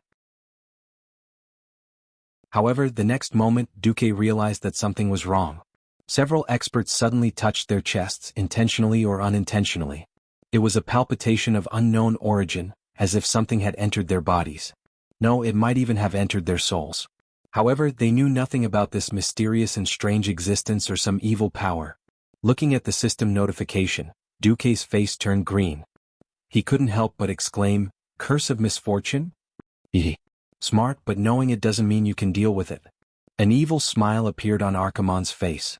Then it was his turn to attack. As the boss of the Burning Legion, there seemed to be no restriction of only being able to use one curse on a target. Curse of Pain, that caused damage. Curse of Weakness, that reduced the target's damage. Curse of Elemental, that reduced the target's resistance to shadow and frost. He gave all the curses that could be used to Old Cow. These weren't the main point. The main point was the Curse of Misfortune, that killed people. The Curse of Misfortune was a curse that had a delayed effect. It was fine if the damage was extremely high. The most terrifying thing was that once someone died under the Curse of Misfortune, an Apocalypse Guard would immediately be born from the dead person's corpse. There were all-powerful experts in the hero domain. Who knew who would die under the real curse and what level of demon would be born? It might not even be rare for a demon lord to be born. Duque's face turned green. Chapter 963. As a transmigrator, how could Duque not know about the one-button undoing curse? Countless players complained that dispelling curses and whatnot was like whack-a-mole. Whoever lit up would win. As someone who had the system elf, of course. Duque wouldn't use such a cheap and stingy thing like one click to remove curses. He would always give it to the system elf, and it would automatically remove curses. Most of the time, many people who were cursed would instantly feel a chill and then feel nothing, because Duque had undone it in less than a tenth of a second. However, Archimonde's Curse of Misfortune was clearly of a different dimension from other curses. Other curses were like a slip knot on a rope. As long as the source and target were found, it was very easy to solve. Why was the Curse of Pain painful? It couldn't be solved because it was painful. It was because the Curse of Pain had secretly blocked someone's blood vessels and caused internal injuries. That was why the victim would constantly be hurt in an intense battle. Now that he understood it, he just needed to dispel the dark power. The principle was not much different from preventing a stroke. The Curse of Misfortune was like putting a big basin full of wet and messy cotton rope and then saying, "Come on, untie me." Its degree of difficulty and complexity was definitely higher than the other curses with a difficulty coefficient of 1. Open a few more cubes. The problem was, if it couldn't be undone, they would die. Even if they entered the realm of heroes, how could the physical strength of mortals compare to extraordinary beings like dragons who had super long HP bars? Everyone knew how troublesome it was. The moment the mages sensed this curse, almost all the pharaoh were dumbfounded. "No. I can't undo it." Caponia and Solarian were the first to give up. "Duque, I." The former elf prince's face was full of shame and shame. "I can't either." Jaina gritted her teeth and showed a resentful expression. At first, Duque thought that Ronan couldn't do it either. Unexpectedly, Ronan gave Duque a huge surprise. "I can guarantee that I can take care of myself and a specific target before the curse breaks out." On the other side, Malfurion, the great druid who could also remove curses, frowned. "I can also be responsible for a target other than myself, but my healing ability will be weakened." Now was the time to make a decision. While it was safe to retreat, it would also greatly weaken the team's attack power. It wasn't impossible to fight head-on, but the risk would increase exponentially. Duque gritted his teeth and said, "Only 10 people. Ronan will take care of himself and Kane. I'll deal with the other 8. Kane, Grom, Thrall, me, Ronan, Alexandros, Tyralion, Servanas, Tyrant and Malfurion will stay." Duque quickly decided who would stay on the battlefield. "In other words, the rest of you should leave immediately." Everyone was eager to participate in Archeron's final kill. Unfortunately, strength was an incomparably cruel dividing line. If you have the ability, then go up. If not, then go down. Shamelessly staying in the team was irresponsible to themselves, their teammates and even the entire world. Jaina raised her staff and shouted, "Duque, you must win. I'm waiting for you to avenge me. Everyone, let's go and block the mountain entrance. Don't let a single demon in." After Jaina led the slightly weaker champions away, there were suddenly only 10 champions and Archerons left in a radius of 1,000 meters. No. It shouldn't be like this. It can't be like this. Archerons had many tricks up his sleeves, but Duque was too experienced. With the help of the system elf, his dirty tricks were often completely seen through by Duque the moment they started. Even though many champions had left and their attack power was inevitably weakened, Archeron's life force was indeed weakened. The situation was so bad that he had to make a decision. At the beginning, Archeron's idea was to cruelly crush the ants in front of him, then walk over majestically, destroy the World Tree, and absorb the power of the World Tree and the Well of Eternity. But now this idea was definitely different. Accomplishing both at the same time had become an unattainable task. However, there was still a chance of accomplishing one goal. Suddenly, Archeron's entire body was covered by a large blue cover. Not only that, but a void demon that was even larger than him rose from his back. He wants to be a turtle until the end? Duque's first reaction was to be surprised. As the saying went, defending for too long was bound to fail. Blindly defending would not end well, unless... Seeing Archerons give up on dealing with the other champions, turning around Cain and charging towards the center of the mountain, almost every champion suddenly realized that something was wrong. Not good. He's going to force his way to the World Tree. Tyron's face paled. Stop him. Malfurion roared, his hands digging into the ground. Immediately, huge thorns as thick as a water bucket burrowed out of the black soil and wrapped around Archeron's legs. Not enough. Far from enough. Mere thorns could not stop Archerons, whose legs were covered in destructive fire. Using the flames of destruction and extraordinary brute force, Archerons was like a train that had lost speed, charging towards the World Tree without looking back. That's right. The World Tree. Only by absorbing the power of the World Tree could he recover from his injuries and turn the tables. If this continued, he would only be exhausted to death by Duque and the others. Full attack.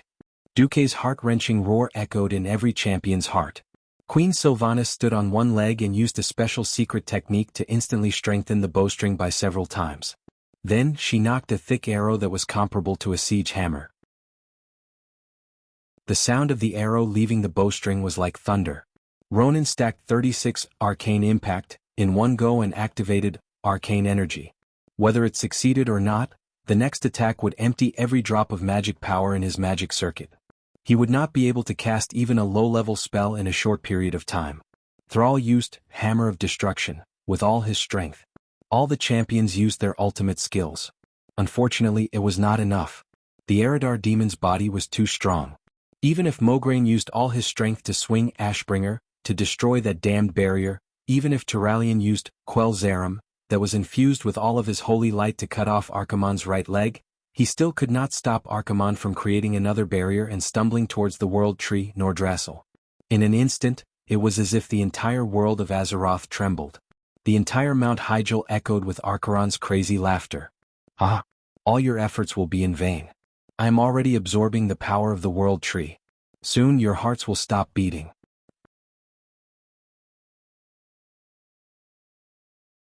Chapter 964. Stop him. Malfurion let out a desperate roar. Once the power of the World Tree is absorbed, it will reverse and release Breath of Destruction. Weaken him, or we won't be able to use our last resort. The great druid didn't have time to explain what Breath of Destruction was, but it didn't sound like anything good. Far away, all the lesser elves on Mount Hyjal and even the surrounding areas were alarmed. Gorgeous light balls began to fly toward the World Tree at high speed. Those light balls were the most basic unit of the Night Elves, Lesser Elves. They were the craftsmen of the Night Elves who could help the elves collect wood and other resources. At the same time, they were also the final form of the Night Elves after their souls returned to the earth. There was no time to investigate the legend of the Lesser Elves. However, what was certain was that if Archimonde's vitality did not fall below the lower limit, these Lesser Elves in soul form would only be courting death if they rushed over and self-destructed.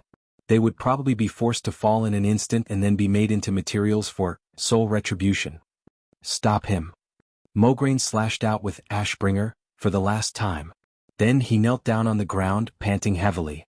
For an old soldier who was approaching the age of 60, he was no longer young. Ashbringer, which seemed to be infinitely powerful and could blast the Calamity soldiers into pieces, was a typical holy artifact. However, using such a powerful weapon also required physical strength and mental strength. After squeezing out all the strength in his body, he slashed out a brilliant golden crescent. This golden crescent slashed over, but Archimonde dodged it the moment before it hit. An incomparably thick right leg fell to the ground. However, Archimonde really didn't know what kind of talent he had. He was actually climbing up with 2 arms and 1 leg. Stop him. Turalyon also went all out. Quell Zarum burst out with a golden light like the sun, and the long beam of light directly penetrated Archimonde's back from behind, exploded from his chest, and even shot into the trunk of the World Tree. It looked like a golden spear had nailed Archimonde to it. However, in just 3 seconds Archerons continued to climb. His 3 limbs glowed with an evil black light as they clung to the bark of the world tree and began to corrode the green bark of the world tree at a high speed. What was even more frightening was that his severed right leg seemed to have started to grow a new, tender, and much smaller leg. "Stop him!" Tyron was sobbing uncontrollably. She ignored her right hand that was bleeding profusely, and continued to draw her bow and shoot arrows mechanically. Every long-range hero that could still attack chased after Archimonde in a frenzy. They desperately poured their firepower into Archimonde's back, who seemed to have lost all sense of pain. Even Gianna and the others had rushed back. But the effect was getting weaker and weaker. It was very simple. Melee professions could not wear heavy armor and climb a world tree that seemed to require at least 1,000 people to hug. After losing the damage from the 2 strongest sacred swords, the entire team's attack power dropped by more than a level. Now they had almost reached the critical point. Although Archimonde's life force had dropped to a very dangerous level, as long as he absorbed a large amount of the power from the world tree and successfully converted it into dark energy, he would be able to turn the tables. Not only would he be able to kill Duke and the others, but he would also be able to carry out his evil plan and kick all of Azeroth into the abyss of destruction. The tearful Tyron suddenly remembered that she still had one last sacred sword. She turned her head and stared at Duque. "Duque, anything is fine. I beg you." Thrall realized that his side was starting to lose strength. After the 4th throw of the Hammer of Ruin, there was no hope of taking down Archimonde. He turned around and said, "Duque, it's all up to you now." Ronan struggled to get up from the ground and howled. "The destruction of Dalagen." Mograine shouted unwillingly. "The fall of Lordaeron." Jaina flashed to Duque's side. Her fists were clenched and her fair skin was red with anger. "Duque, the revenge of my father and brother." Servanas stabbed his longbow into the ground and shouted, "The revenge of every Quell Dorii." Thousands of elite warriors who refused to retreat stared at Duque from afar. Thousands of elven souls stared at Duque. Countless forces, every one of them who had thrown themselves in front of the magic mirror, gritted their teeth and cheered for Duque and the rest. They were all staring at Duque. They were waiting. They were looking forward to it. They were sincerely longing for it. They were screaming in their hearts. They prayed that Duke Marcus, who was hailed as Azeroth's greatest hero in the last 1,000 years for them, for the whole world, would deal a fatal blow to the evil and terrifying existence. The commander of the Burning Legion, Archimonde. The feeling of being watched and looked forward to by billions of creatures made Duque's heart extremely heavy. Duque had long understood that he had to go all out. Only he, who also held a holy sword, could seriously injure Archimonde and create a chance for the elves to self-destruct. However, this could not be done by a clone. After all, a clone was a clone, and its strength could never exceed that of the main body. Someone who could kill Archimonde. The only possibility was for him to do it himself. No one knew what Archimonde's final killing move would be. No one could guarantee what the consequences of killing Archimonde would be. There were only 2 paths in front of Duque. Either he missed the opportunity and became the sinner of all of Azeroth, or he became a hero for 10 seconds. Duque smiled. He smiled casually. That bright and clear smile was aimed at Jaina, at Servanas, at every lover who was watching him silently from afar, and at everyone who trusted him and entrusted their last hope to him. "I'm going." There was a soft sound. It was also a sound that seemed as light as a feather. But it made countless women fall in love with him. Duque's figure instantly turned into a stream of light, and when he appeared again, he was already under the tree. "Grom," the same calm voice called out, allowing the orc god of war to completely understand what Duque was thinking about. The burly figure was the first to leap onto Kane's totem pole.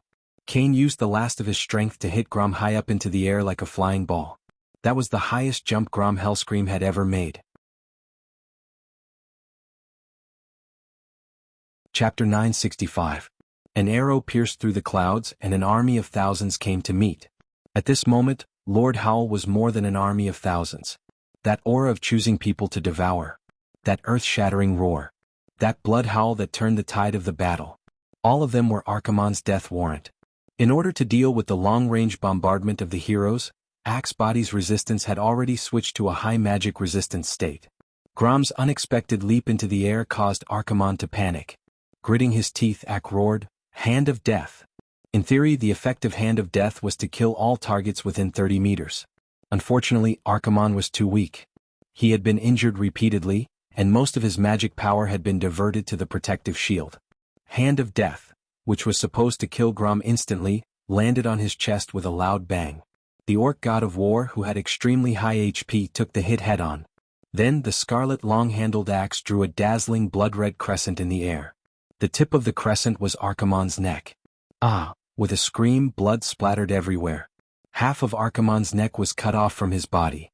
If he were a mortal, he would have died hundreds of times, but he was a great demon of Eridar with extremely strong vitality. Even though the huge wound on his neck was like a fountain, he still didn't die. Scram! A large AoE air explosion blasted Grom's body into the ground like a meteor. He crashed into the thick black ground and created a huge crater. At this moment, Duque arrived. A simple long-range flash appeared on Archimonde's broad back. Farewell, Archimonde. Duque's shouts spread in all directions. Gone. It's over. There were so many people who covered for Duque's last attack, but Archimonde couldn't find any way to protect himself at the very end. He was in so much despair, so much hatred. If he had 10 more seconds, he could have completed the transformation of the World Tree's power, repaired his body, and won this easy final victory for him. However, it was at this crucial juncture that Duque arrived with the holy sword in hand. The golden light shone brightly, resplendent and glorious, with all the best wishes in the world of Azeroth. It was accompanied by the ethereal singing of holy children singing hymns in unison. Duque extended his left hand forward and pulled his right hand back. Like a drawn bow, he made a stabbing posture. The gears of time seemed to have rusted and solidified at this moment. Archimonde, who was at his wit's end, sent a wisp of divine sense to Duque. Don't kill me. I only need the power of the World Tree. I swear I will not pollute this world. Otherwise, even if I die, I will give you the most terrible curse, polluting your soul so that you will never be able to become divine again. After you die, you will definitely degenerate into the ugliest demon. This was the deepest form of intimidation. It was also a threat that would definitely come true. The mysterious curse of a dying great demon was undoubtedly the most terrifying evil existence. Duque smiled. Archimonde was just stalling for time. How could he not know? He replied with a divine sense, just as I never dare to overestimate the moral integrity of a demon, I will also not underestimate my courage. Turns out, I'm also quite a brave person, although I was forced to at first. With a faint but determined smile, Duque stabbed the unknown holy sword in his hand into Archimonde's head like lightning.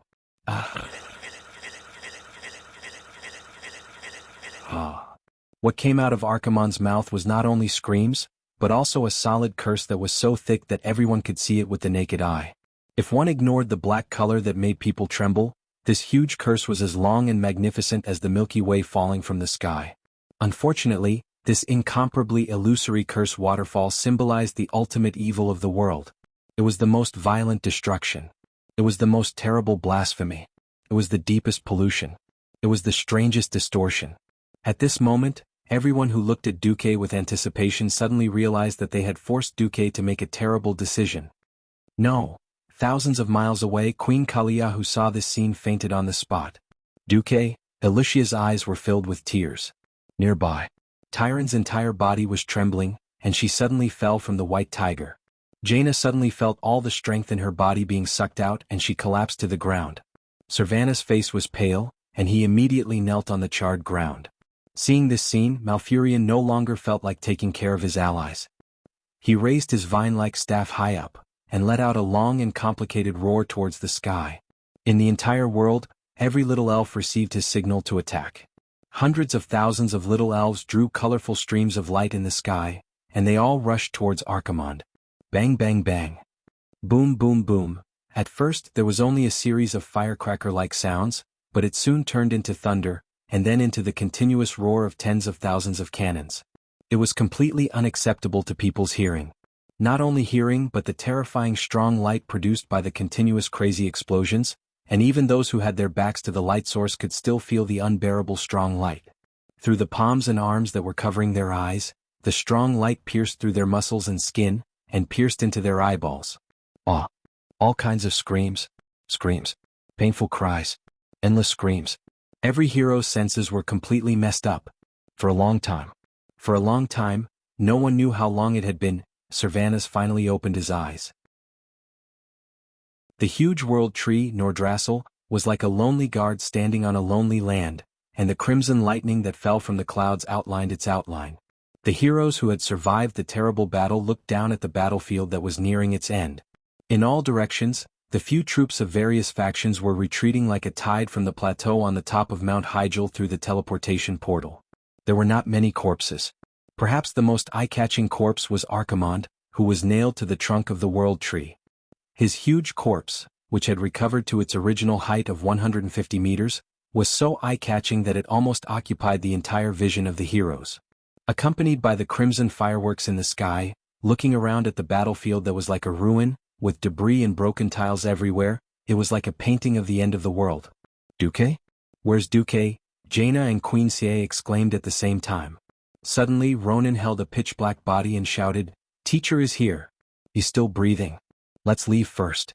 The portal is already starting to become unstable." Chapter 966. Without any explanation, two strong arms picked up the two queens and plunged into the teleportation gate. The next moment, hundreds of miles away, the once huge and lush World Tree's crown could be clearly seen shining brightly. After a violent tremor, the entire mountaintop exploded. Then, a terrifying shock wave and dazzling fire swept through the entire Mount Hyjal like a huge wave that could destroy the world. All signs of life were swept away by the wave of destruction at this moment. The night elves who had already taken refuge watched blankly as the home they had lived in for nearly 10,000 years was destroyed in this world-shaking explosion. Woo-woo, woo-woo-woo. Countless elves knelt on the ground and prayed, wailing loudly. At the same time, in the wizard tower of Theramore Harbor, there was also a loud cry. "Damn it! I asked you to see if you could do anything, not to sacrifice yourself." Jaina knelt in front of the bed, tears streaming down her face. Servanas also knelt, his hands clasping the palm of the black figure on the bed. He pursed his lips tightly and did not say a word, his body trembling non-stop. The grief of the two queens was clearly expressed. In order to defeat Archimonde and his main force of the Burning Legion, the Alliance paid a heavy price. At this moment, in Theramore Harbor, almost every piece of green grass was neatly placed with corpses. Those who slept here were the familiar faces of the living who stood where they were in the past.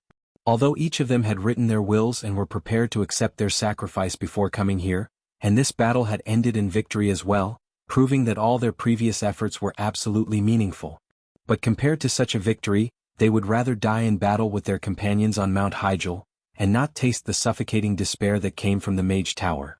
In order to kill Archimonde, the commander of the Burning Legion, their most respected hero of the Alliance, Duke Marcus, also suffered the most terrifying backlash when he killed this super big demon. An unknown and terrifying death curse had filled his entire body with the most evil and dark power.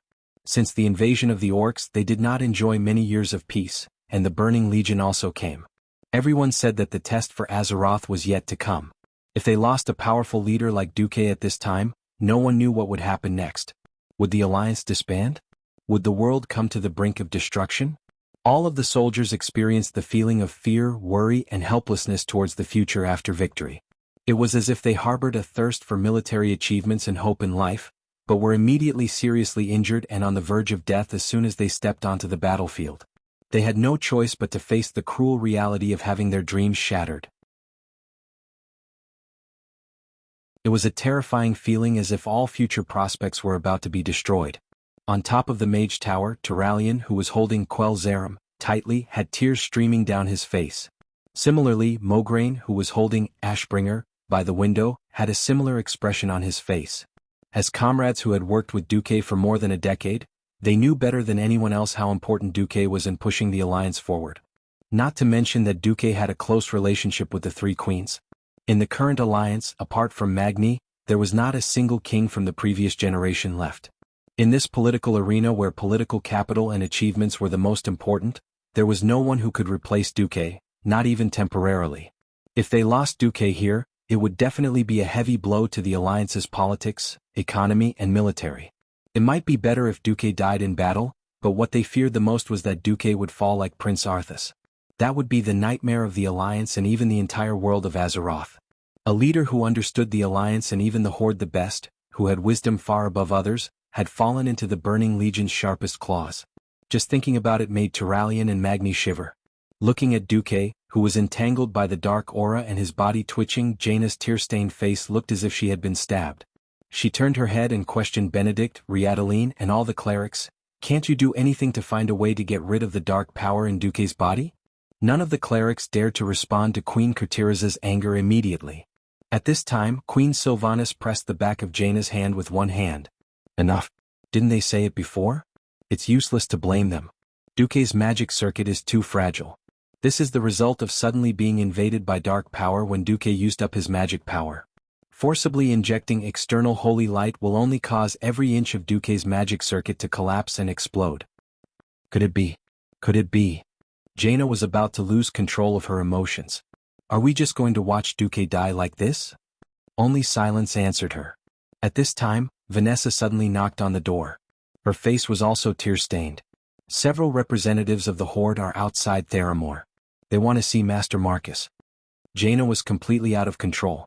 What are those cruel orcs doing here at this time? Do they want to see if Duque is dead and then take the opportunity to defeat the Alliance? Mograine gently pressed on Jaina's shoulder and shook his head. My old brother Theon once said, I've seen the dirtiest humans, but I've also seen the greatest orcs. So, glory has no borders. Jaina fell silent. Turalian nodded to Vanessa. Let them come up. Not long after, Thrall, Grom, Wajin, Kane and several other Horde leaders came up. Kane was too big so he could only stay under the mage tower,